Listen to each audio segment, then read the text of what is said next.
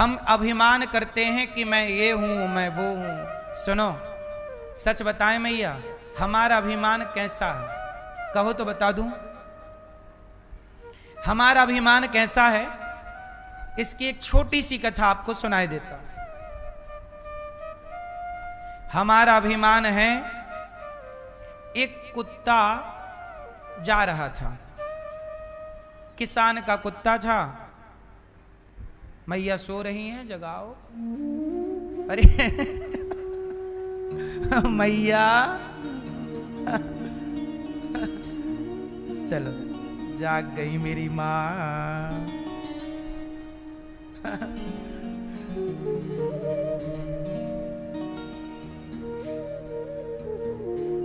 एक दिन क्या हुआ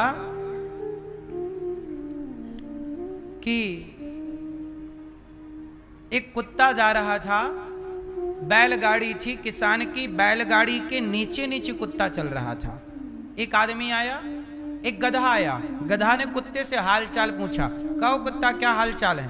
कुत्ते ने कहा सब मस्त हूं, पर अभी जिम्मेदारी थोड़ा ज्यादा है। गधा बोला कौन सी जिम्मेदारी? बोले गाड़ी चला रहा हूं ना मैं। गधा बोला गाड़ी तो बैल चला रहे हैं, तुम तो नीचे नीचे चल रहे हो। कुत्ता बोला कर दी ना गधों वाली बात, गाड़ी हम चला रहे हैं, ये बैल हमारे बॉडीगार्ड हैं।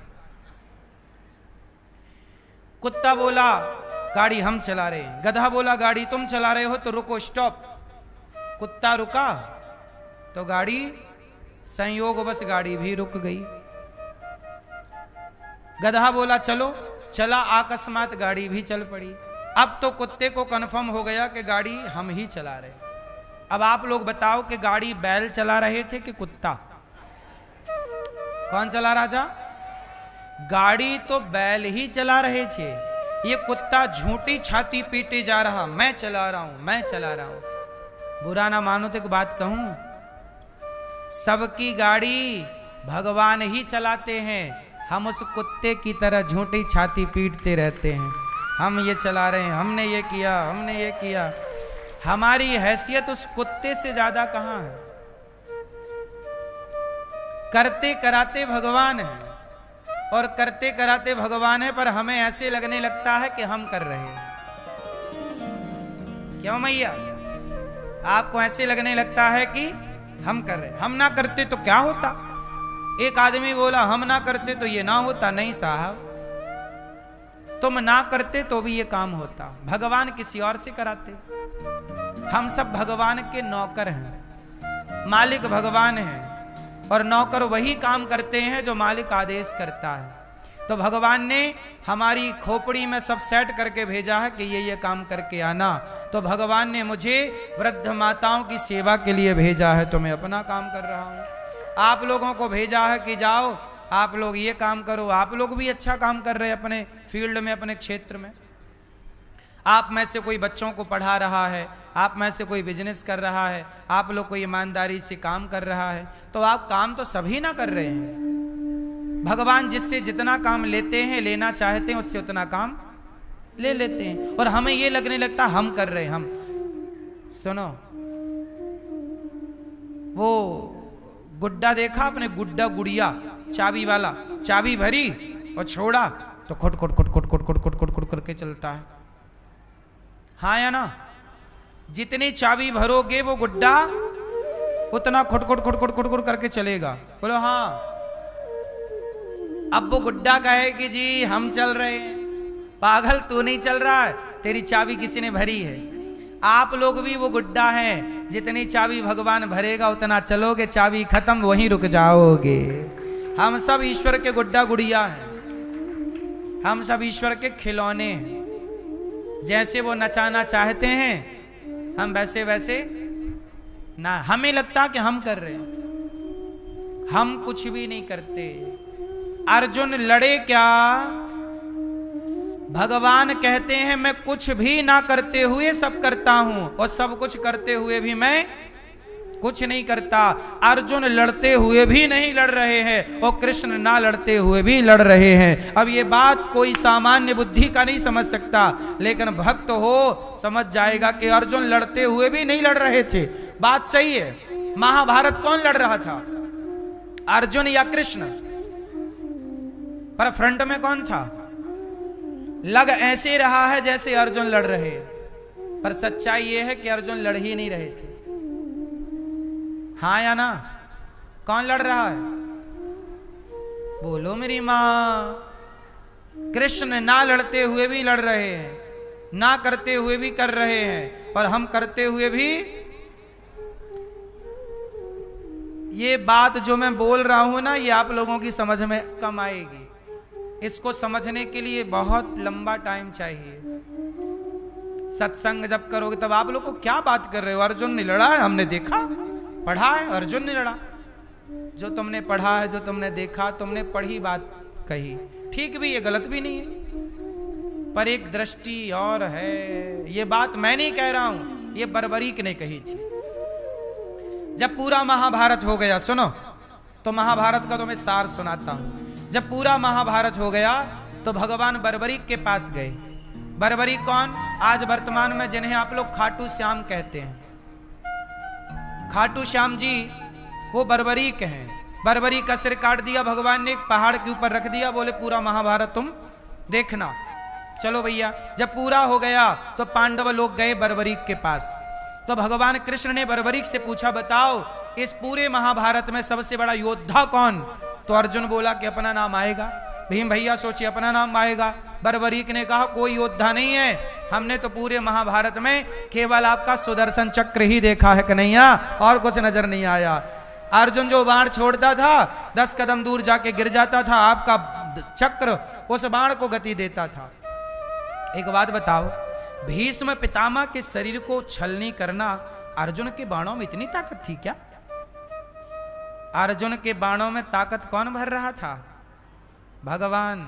अर्जुन को लग रहा मैं कर रहा हूं, नहीं। अनिरुद्धाचार्य को लग रहा है मैं बोल रहा हूं, नहीं मेरी मां, मैं नहीं बोल रहा हूं, मेरे से भगवान बुलवा रहे हैं। वो ताकत ना दें तो मैं गूंगा हो जाऊं, क्या बोल पाऊंगा? वो कृपा ना करें तो मैं एक कदम नहीं चल सकता। जिसको पैरालाइसिस हो जाता है, एक कदम चलाओ उसे। यदि आप चल रहे हो पांव से तो ईश्वर की कृपा है तो चल रहे हो, बोल रहे हो तो कृपा है तो बोल। वो नहीं चाहे ऐसे करने लगता है आदमी। हाँ या ना? वो एक शब्द का खा गा घा राम सीता कृष्ण हरि अभी बोल रहे हो, पैरालाइसिस जिनको लग गया, एक अंग चला गया, बुलवाओ उनसे राम नहीं निकल रहा है, बुलवाओ उनसे नारायण। इसलिए तुम्हारी जिह्वा ठिकाने पर है, जप लो नाम। एक टाइम ऐसा आएगा कि ये जिह्वा बोल ना पाएगी। बोलो हाँ। किस घमंड में रह रहे हो? आपको लग रहा मैं, अरे हम तो पुतली हैं साहब, किस घमंड में हो? सब लोग अपनी एक उंगली उठाओ, एक उठाओ, एक कोई भी, इसे हिलाओ जरा, ऐसे ऐसे करो। ये बताओ ये उंगली किसके बल से हिला रहे हो आप लोग? आपको लगा मैं हिला रही हूं? यदि तुम अपने बल से उंगली हिला रहे हो तो जिनको पैरालाइसिस हो गया उनसे कहना कि जरा अपनी एक उंगली हिला के दिखाओ। वो अपनी एक उंगली नहीं हिला सकते। हाँ या ना? इसका मतलब ये उंगली भी जो हिला रहे हो ये तुम अपने बल से नहीं, यही भगवान का बल है जो सबके भीतर है। वो नहीं चाहे तो तुम्हारी ताकत एक उंगली हिलाने की नहीं है, वो नहीं चाहे तो तुम्हारी ताकत एक कदम चलने की नहीं है। हाँ या ना? इसलिए साहब कभी ये ना कहो कि मैं कुछ करती हूं या मैं कुछ करता हूं, सदा यही भाव रखो प्रभु आप सब कुछ करते हैं, हमें और आपको निमित्त बनाते हैं प्रभु। इतना भरोसा भगवान पे रखना सीखो मेरी माँ। इसलिए ये दास अनिरुद्ध कभी नहीं कहता कि अनिरुद्धाचार्य ये सब काम कर रहा है, नहीं। मैं सदा ये कहता हूं कि ये दास अनिरुद्ध केवल भगवान का नौकर है, और जैसा जैसा भगवान कराते हैं ये दास वैसा वैसा करता है। बस हम तो भगवान के गुलाम हैं। अब ये बताओ कि गौरी गोपाल आश्रम में इतनी सारी सेवाएं चल रही हैं, वृद्ध माओं की सेवा, खंड रसोई की सेवा। सच बताना मेरी माँ, ये किसी एक व्यक्ति के बस का है क्या? ये मेरे हाथ का काम है? एक व्यक्ति नहीं कर सकता मेरी माँ। गौरी गोपाल आश्रम को बहुत बारीकी से देखिएगा। बहुत ध्यान से यहाँ की सेवाओं को देखिएगा। यहाँ की सेवा की आप लोगों ने दाल चावल सब्जी रोटी खाई नहीं प्रसाद के रूप में? कितने लोगों ने पाई? आप लोगों ने पाई प्रसादी? आपने ध्यान से देखना, वो प्रसाद में जो चावल आपने पाया वो किस क्वालिटी का था? जो दाल आपने खाई वो दाल कैसी थी? भंडारों में कैसी दालें मिलती हैं, भंडारों में कैसा चावल मिलता है।